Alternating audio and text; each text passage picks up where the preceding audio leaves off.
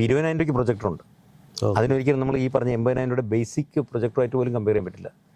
അതിനൊക്കെ എക്സ്പാൻഷൻ എന്ന് പറഞ്ഞാൽ 40 ഇഞ്ചസ് ഒക്കെ ആയിരിക്കും. നമ്മുടെ ടിവിയുടെ സൈസിലേക്ക് അതിൻ്റെ മാക്സിമം കപ്പാസിറ്റി ഉള്ളൂ. അത് കഴിഞ്ഞ് എക്സ്പാൻഡ് ചെയ്ത് കഴിഞ്ഞാൽ അതിൻ്റെ ക്ലാരിറ്റി പോകും. പക്ഷേ 20th സെഞ്ചുറി ഫോക്സിന് തോന്നി എന്തെങ്കിലുമൊക്കെ ഡിഫറൻസ് കൊടുത്തേ പറ്റുമോ, പറഞ്ഞ കാര്യമുണ്ട്. അങ്ങനെ അവരാണ് ആദ്യമായിട്ട് സിനിമാസ്കോപ്പ് വേൾഡിൽ 1953 ആണ് എൻ്റെ ഓർമ്മ. 1953 അത് അവർ ഇൻട്രൊഡ്യൂസ് ചെയ്യുന്നത്. റോബ് എന്ന് പറഞ്ഞൊരു സിനിമയാണെന്ന് റിലീസായത്. അപ്പോൾ അന്ന് അതുവരെ ഉണ്ടായിരുന്ന സ്ക്രീനൊക്കെ എടുത്ത് മാറ്റി വൈഡ് സ്ക്രീൻ കൊണ്ട് തിയേറ്ററിൽ ഫിറ്റ് ചെയ്യേണ്ടി വന്നു. അപ്പോൾ ഇത് ഫസ്റ്റ് പ്രൊജക്റ്റ് ചെയ്ത ആൾക്കാർ കണ്ടവർ ഞെട്ടിപ്പോയെന്ന് പറഞ്ഞു. നമ്മൾ അനുഭവിക്കുന്ന ഒരു പ്രാക്ടിക്കൽ പ്രോബ്ലം എന്ന് പറഞ്ഞു കഴിഞ്ഞാൽ സിനിമ ഇറങ്ങിയാൽ ഇപ്പോൾ സിനിമകൾ ഹിറ്റാണ് സിനിമ പോലും കുറച്ച് ദിവസമേ തിയേറ്റർ ഉണ്ടാവുള്ളൂ. പണ്ട് വൈഡ് റിലീസല്ല ഒരു തിയേറ്ററിൽ. ഇപ്പോൾ അരുൺ ഓർമ്മ ഉണ്ടെന്നില്ല, ശ്രീകുമാറിൽ നമുക്ക് ട്രിവാൻഡ്രത്ത് ജീവിക്കുന്നവർക്കറിയാം. ശ്രീകുമാർ തിയേറ്ററിലാണ് മോഹൻലാലിൻ്റെ സിനിമകൾ കൂടുതൽ ഇറങ്ങുന്നത്. അത് 100 ദിവസം വരെ ഓടുകയും ചെയ്യും. അപ്പോൾ നമുക്ക് ടൈമുണ്ട്. ഈവൻ ഫസ്റ്റ് ഡേ നമ്മളൊക്കെ കാണുവാണ്. ഞാൻ പറഞ്ഞ സാധാരണക്കാർ ഇപ്പം ജോലിയൊക്കെ ഉള്ള ഒരുപാട് പ്രശ്നങ്ങളിൽ കൂടെ കടന്നു പോകുന്ന ആൾക്കാരൊക്കെ ചിലപ്പോൾ സിനിമ ഇറങ്ങി കുറച്ച് കാലം കഴിഞ്ഞായിരിക്കാം. മറ്റൊരു കാര്യം എന്ന് വെച്ച് കഴിഞ്ഞാൽ ഇദ്ദേഹം മോഹൻലാൽ ഫാൻസ് അസോസിയേഷനായിട്ട് ബന്ധപ്പെട്ടിട്ടൊക്കെ ഒരുപാട് പ്രവർത്തനങ്ങൾ ചെയ്തിട്ടുള്ള ഒരു വ്യക്തി. നമ്മുടെ അവിടെയുള്ള ആൾക്കാരൊക്കെ അതിൻ്റെ വലിയ ആൾക്കാരാണ്. ഞാൻ താമസിക്കുന്നത് ലാലേട്ടൻ്റെ വീടിൻ്റെ അടുത്താണ്, മുടവൻമോളാണ് ഞാൻ താമസിക്കുന്നത് തന്നെ. പ്രത്യേകിച്ച് ശ്രീമാർ തിയേറ്റർ എന്ന് പറയുന്ന അന്ന് അതെ നമ്മളെ സിനിമ ഇറങ്ങുമ്പോൾ ഒരു ഓളമാണ്. അതെ അദ്ദേഹത്തിൻ്റെ. അതുമല്ല അന്നൊക്കെ നമുക്ക് സമയം കിട്ടുമായിരുന്നു. ഒരു 100 ദിവസം ഓടുന്ന സിനിമയ്ക്ക് ഇടയ്ക്ക് പോയി ഒരു സിനിമ കാണാനുള്ള ഓപ്ഷൻ ഉണ്ടായിരുന്നു. ഇപ്പം നിങ്ങൾ നോക്കിയാൽ സിനിമ ഇറങ്ങി വിത്തിൻ 7 days ആ പടം മാറുകയാണ്. കാരണം ഒരു തിയേറ്ററിലല്ല, it is releasing world wide റിലീസാണ് ചെയ്യുന്നത്. അപ്പോൾ 7 ദിവസം കൊണ്ട് അന്നത്തെ എനിക്ക് തോന്നുന്നു 50 ദിവസമൊക്കെ ഓടുന്ന കളക്ഷനാണ് ഇന്ന് 7 ദിവസം ഓടുമ്പോൾ തന്നെ എനിക്ക് അതിൽ കൂടുതൽ കിട്ടുമായിരിക്കും. എനിക്കറിയില്ല എൻ്റെ യഥാർത്ഥ കണക്ക്. ബട്ട് 7 days ഓടുമ്പോൾ തന്നെ ദേ ആർ ഗെറ്റിംഗ് ദറ്റ് അത്രയും തിയേറ്ററിൽ റിലീസാവുകയാണ്. അപ്പോൾ എന്ത് വരും, നമ്മളൊരു സിനിമ പ്ലാൻ ചെയ്ത് കുറച്ച് ദിവസം കഴിയുമ്പോൾ തന്നെ സിനിമ തിയേറ്ററിൽ പോയി. പിന്നെ എങ്ങനെ അത് സിനിമയെ തിയേറ്ററിൽ എഫക്റ്റ് കാണാൻ പറ്റും? ഞാൻ ഇടയ്ക്ക് ബ്ലാസ്റ്റ് എന്നൊരു സിനിമ കാണാൻ പോയി തിയേറ്ററിൽ. ഇറങ്ങിയപ്പോൾ തന്നെ ഞാൻ പോയി കണ്ടു. എനിക്ക് ഭയങ്കര ഇഷ്ടപ്പെട്ടു. അപ്പം പറ്റിയതിൻ്റെ വീട്ടിൽ നിന്ന് എല്ലാവരെയും വിളിച്ചുകൊണ്ട് പോകാൻ പറ്റിയില്ല. അപ്പം ഞാൻ അത് കഴിഞ്ഞിട്ട് വീട്ടിൽ നിന്ന് എല്ലാവരെയും കൊണ്ടുപോകാൻ വേണ്ടി പോകുന്ന സമയത്ത് സിനിമ തിയേറ്ററിൽ നിന്ന് പോവുകയും ചെയ്തു. അത് ഞാൻ വീട്ടിലെ ഹോം തിയേറ്ററിൽ ഇരുന്നാണ് ഫാമിലിയായിട്ട് കണ്ടത്. പക്ഷേ എനിക്ക് രണ്ടാമത് കണ്ടപ്പോഴും I feel so good sir. കാരണം തിയേറ്ററിൽ കണ്ട അതേ എഫക്റ്റ് കാണുമ്പോൾ ഒരു സന്തോഷം വേറെയാണ്. കാരണം ടി വി കണ്ടാൽ ഒരിക്കലും സിനിമയുടെ എഫക്റ്റ് കിട്ടത്തില്ല. ഞാൻ ആദ്യം റെക്കമെൻഡ് ചെയ്യുന്നത് തിയേറ്ററിൽ പോയി കാണുക, റീവാച്ച് ചെയ്യുക നിങ്ങളെ വീട്ടിലെ തിയേറ്ററിൽ.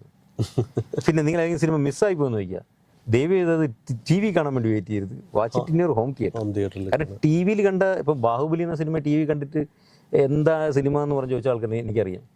കാരണം ആ സിനിമയൊക്കെ ടി വിയിലല്ല കാണേണ്ടത്, അതൊക്കെ തിയേറ്ററിൽ എക്സ്പീരിയൻസിൻ്റെ സിനിമയാണ്. അതെ, അപ്പോഴേ അതിൻ്റെ റിയൽ എന്തിനാണ് ഒരു ഡയറക്ടർ ഇത്രയും കഷ്ടപ്പെട്ട് ഇത്രയും ബുദ്ധിമുട്ടിയ ഒരു സിനിമ, വളരെ ഹിറ്റായ സിനിമ നിർമ്മിക്കുമ്പോൾ അതിനായി എഫക്ട്സ് എല്ലാം ഉൾപ്പെടെ തന്നെ കാണും. അല്ലെ മിക്കവാറും ഹോളിവുഡ് മൂവീസൊക്കെ അവതാർ പോലെയുള്ള മൂവീസ് തീർച്ചയായിട്ടും അതൊക്കെ നമ്മൾ തിയേറ്ററിൽ തന്നെ എക്സ്പീരിയൻസ് സിനിമയാണ്. ഫസ്റ്റ് ഡേ കഴിയുമെങ്കിൽ തിയേറ്ററിൽ പോയി കാണാം, ഞാൻ അതാണ് റെക്കമെൻഡ് ചെയ്യുന്നത്. പക്ഷേ അതൊക്കെ റിപ്പീറ്റഡ് വാച്ച് വാല്യൂ ഉള്ള സിനിമകളാണ്.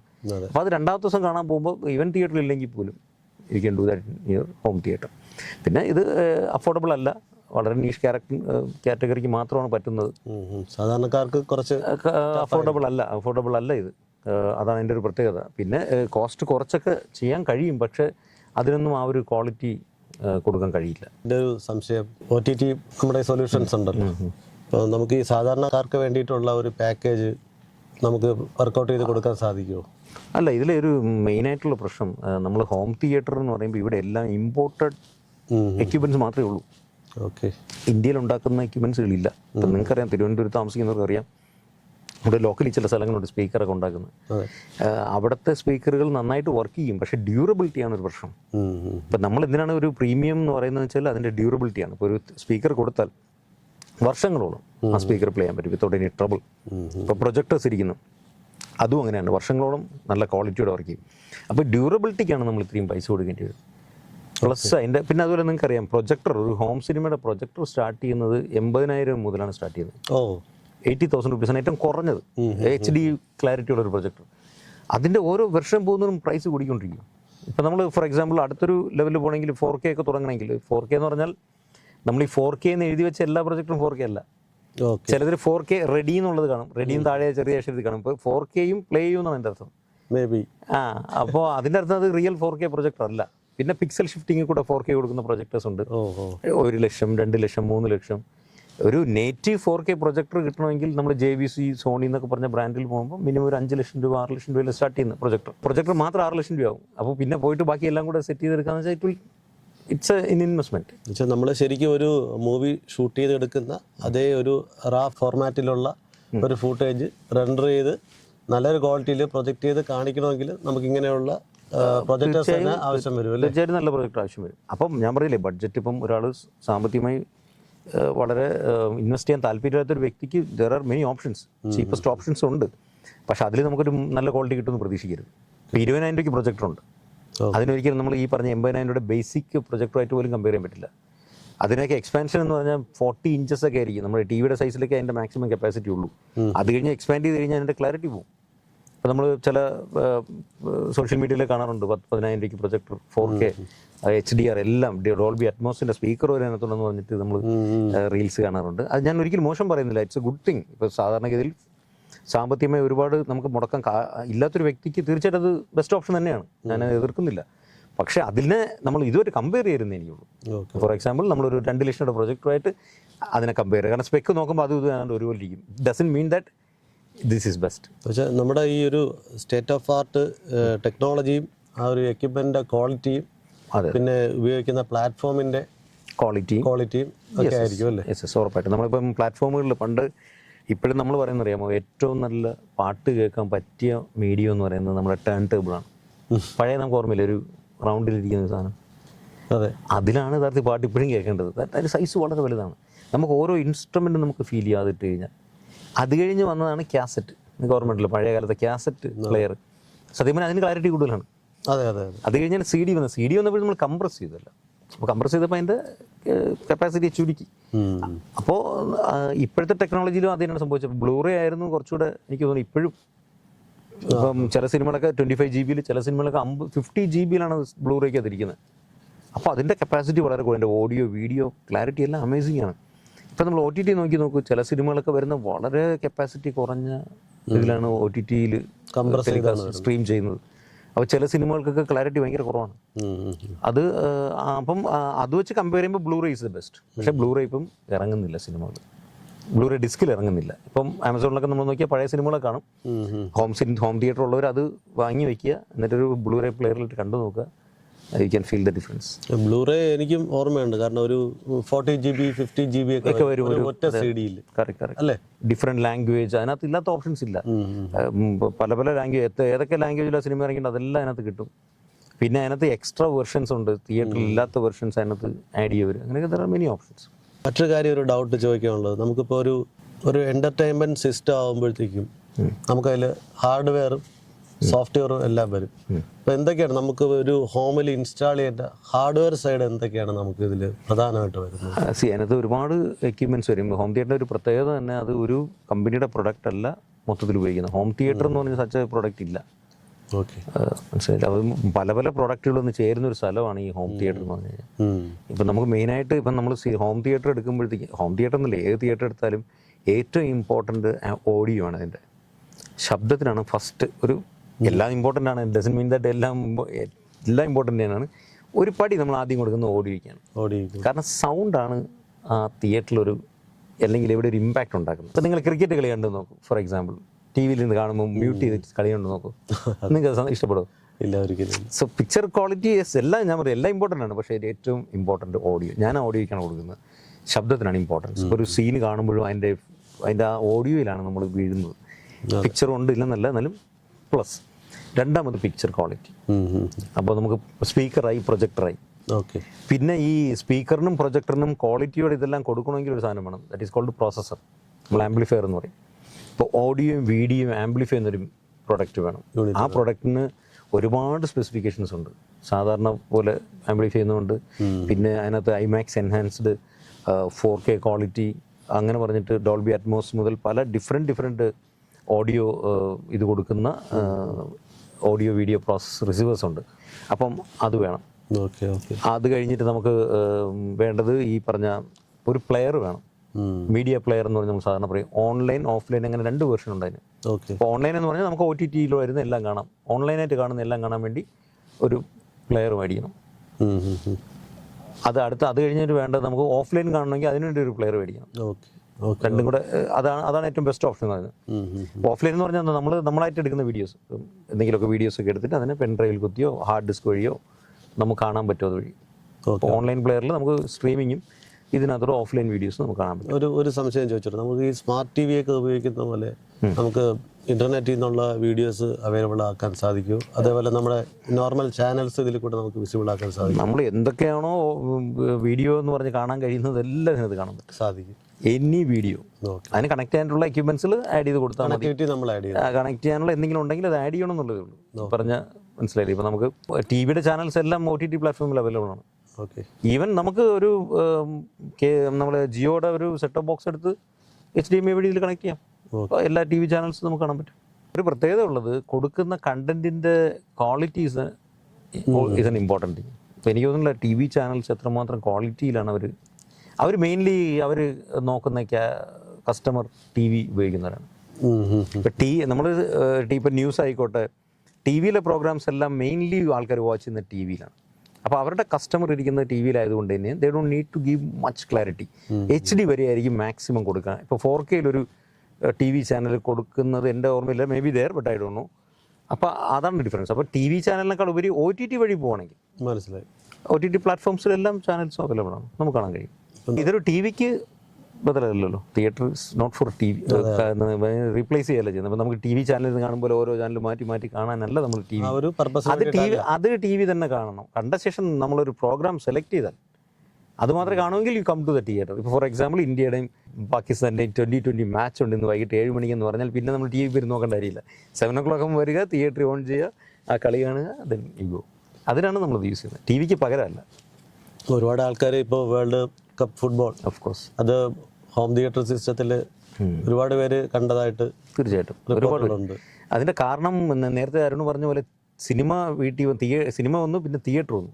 ഇപ്പം ഞാൻ ആഡ് ചെയ്യുന്നതെന്ന് വെച്ച് കഴിഞ്ഞാൽ ഇപ്പം ഗ്രൗണ്ടും വീട്ടിൽ വന്നു എന്ന് പറയും. നമ്മൾ ഹോം തിയേറ്ററിൽ ഇരുന്നൊരു മാച്ച് കാണുക എന്ന് പറഞ്ഞാൽ it is exactly you going inside the stadium. അതുപോലെയാണ്. കാരണം അവിടെ ഇരുന്ന് കാണുന്ന ഫീലാണ്. ഈ ഒരു വിളിയും ബഹളമൊക്കെ നമുക്ക് ഈ സറൗണ്ടിൽ എല്ലാ സ്പീക്കറിയും കൂടെ വരുമ്പോൾ നമ്മൾ ആ റിയൽ ഗ്രൗണ്ടിൽ ഇരിക്കുന്നൊരു ഫീലാണ് കിട്ടുന്നത്. അപ്പോൾ നമ്മൾ കളി പറ്റുമെങ്കിൽ മിസ് ചെയ്യാതെ വലിയ സ്ക്രീനിൽ കാണാൻ ശ്രമിക്കുക. അതിപ്പോൾ ഓൾറെഡി ആൾക്കാരിവിടെ പ്ലേ ചെയ്യുന്നുണ്ട് പല സ്ഥലങ്ങളിലും സൗജന്യമായിട്ട്. ഹോം തിയേറ്റർ ഉള്ളവർ ലക്കി ഗൈസ്, അവർക്ക് വീട്ടിൽ ഇരുന്നും കൂടെ എൻജോയ് ചെയ്യാൻ കഴിയും. എനിക്കിത് പറഞ്ഞപ്പോൾ പെട്ടെന്ന് ഒരു കാര്യം ഓർമ്മ വന്നത്, മൈക്കൽ ജാക്സൺ മൂവി ഇറങ്ങിയല്ലോ, അപ്പോൾ അതിലെ ഒരു സ്റ്റേഡിയം ഇതിനകത്ത് പെർഫോം ചെയ്യുന്ന ഒരു സീക്വൻസ് ഉണ്ട് മൂവിയിൽ.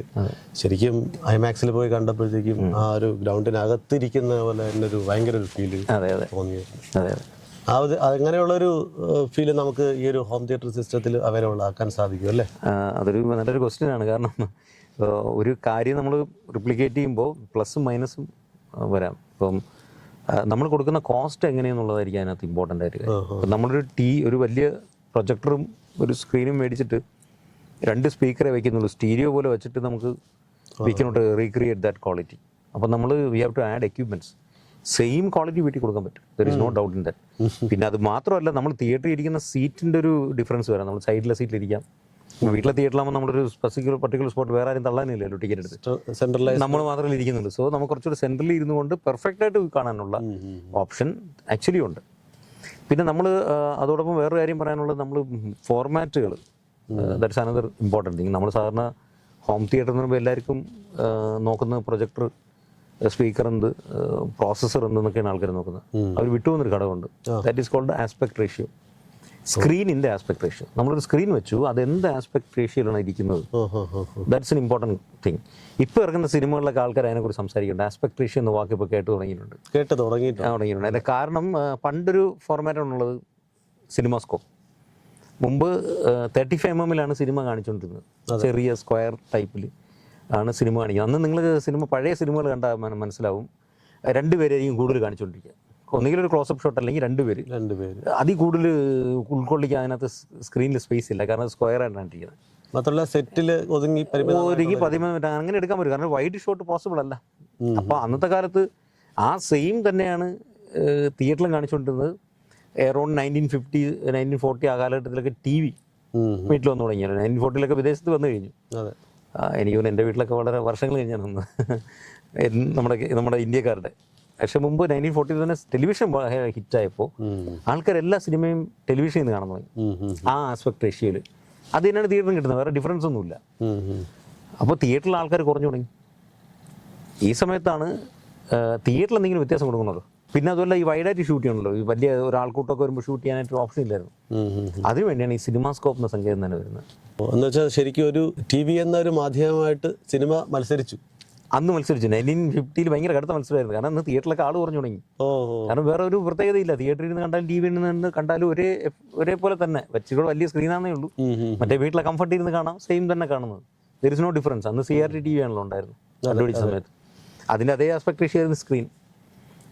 അപ്പോൾ അങ്ങനെ ഇരിക്കുകയാണ് ഈ സിനിമാസ്കോപ്പ് എന്ന സംവിധാനം വരികയും 20th സെഞ്ച്വറി ഫോക്സ് ഈ കണ്ടുപിടിച്ച അദ്ദേഹം ഒരുപാടടുത്ത് പോയി ഇതൊന്ന് പ്രൊമോട്ട് ചെയ്യാൻ വേണ്ടി. അപ്പോൾ ആരും അത് എടുത്തില്ല.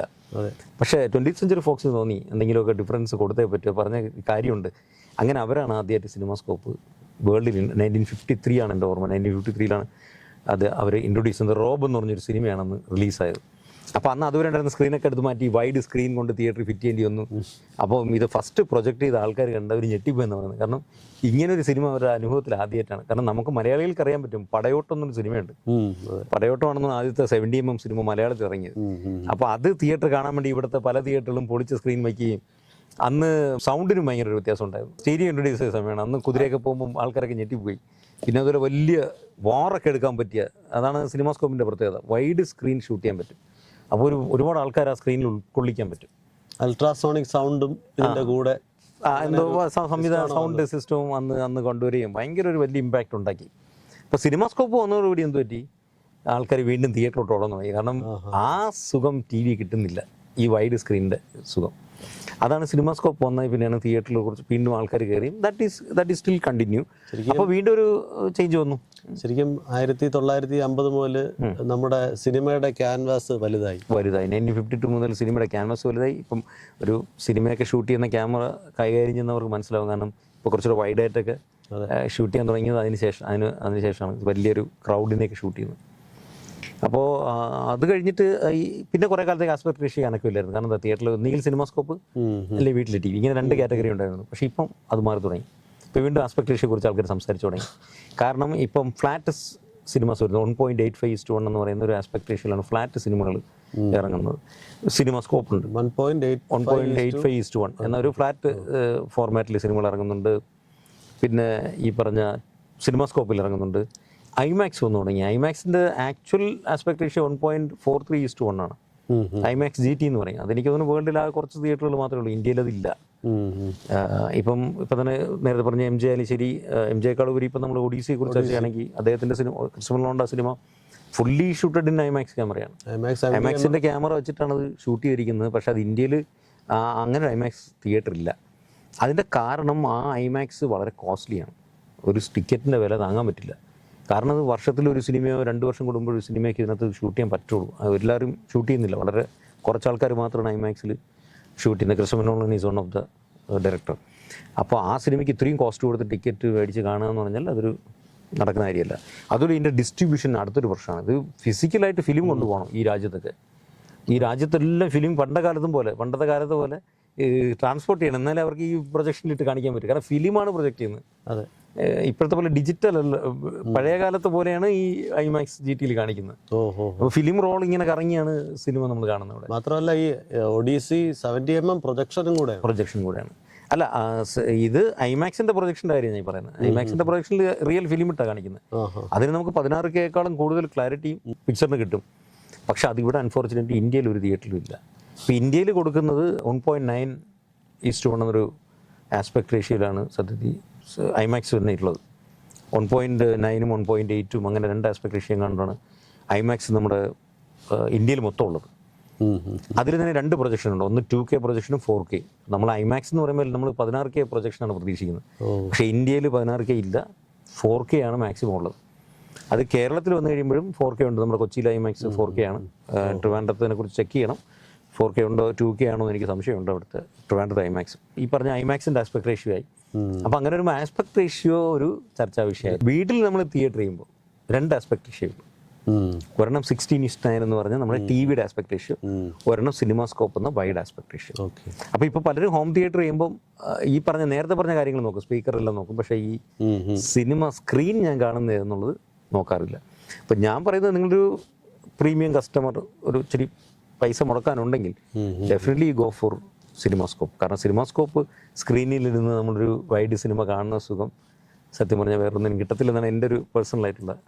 ഞാനൊരു സംശയം ചോദിക്കട്ടെ. നമ്മളിപ്പോൾ പലയിടത്തും പോയി നമ്മൾ ടി വിയിൽ അല്ലെങ്കിൽ പ്രൊജക്റ്റിൽ കാണുമ്പോഴത്തേക്കും സിനിമാസ്കോപ്പ് എന്ന് പറഞ്ഞിട്ട് കാണുന്ന മൂവിയിൽ മുകളിലും താഴെയും ഓരോ ബ്ലാക്ക് ലൈൻസ് വരാറുണ്ട്. ഇത് ആക്ച്വലി ഇത് എന്താണ് അങ്ങനെ ഒരു വരുന്നത്? നമ്മുടെ കമ്പനിയുടെ ഫസ്റ്റ് ഇൻസ്റ്റലേഷൻ ഒരു 15 വർഷം മുമ്പ് ചെയ്തപ്പോൾ പ്ലാനറ്റ് ഓഫ് ഏപ്സ് എന്നൊരു സിനിമ ബ്ലൂറേയിലാണ് പ്ലേ ചെയ്തത്. അപ്പോൾ അത് പ്ലേ ചെയ്തപ്പോഴാണ് ഈ സംഭവം ആദ്യമായിട്ട് ബ്ലാക്ക് ബാർ കണ്ടത്. ബ്ലാക്ക് ബാർ വന്നപ്പോൾ നമുക്ക് തോന്നി നമ്മൾ തിയേറ്റർ ചെയ്യുമ്പോൾ ബ്ലാക്ക് ബാർ വന്നാൽ പോയില്ലേ. അതെ, വീട്ടിൽ ടി വിയിൽ ഇറ്റ്സ് ഓക്കെ. അപ്പോൾ അതിനെക്കുറിച്ച് റിസർച്ച് നടത്തിയപ്പോഴാണ് അറിഞ്ഞത് വീട്ടിലെങ്ങനെ കാണാനായിട്ട് നമ്മൾ പ്രൊജക്ടറിന് മുന്നിൽ ഒരു എക്യുപ്മെൻറ്റ് വയ്ക്കണം. അതിനെയാണ് നമ്മൾ പല ഡിഫറെൻറ്റ് ബ്രാൻഡുകൾ അന്ന് ഇവിടെ ഇമ്പോർട്ട് ചെയ്ത് വരുന്നുണ്ട്. ആ കമ്പനികളുടെ അനമോർഫിക് ലെൻസ് എന്നാണ് അതിന് പറയുന്നത്.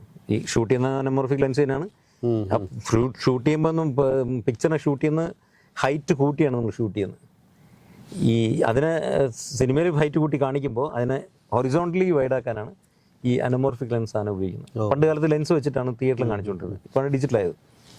അപ്പോൾ നമ്മൾ ഹോം തിയേറ്ററിൽ വരുമ്പോഴത്തേക്കും ഡിജിറ്റൽ പറ്റില്ല, ഭയങ്കര കോസ്റ്റ്ലിയാണ്. സോ നമ്മൾ ഈ അനമോർഫിക് ലെൻസാണ് ആദ്യം വന്നത്.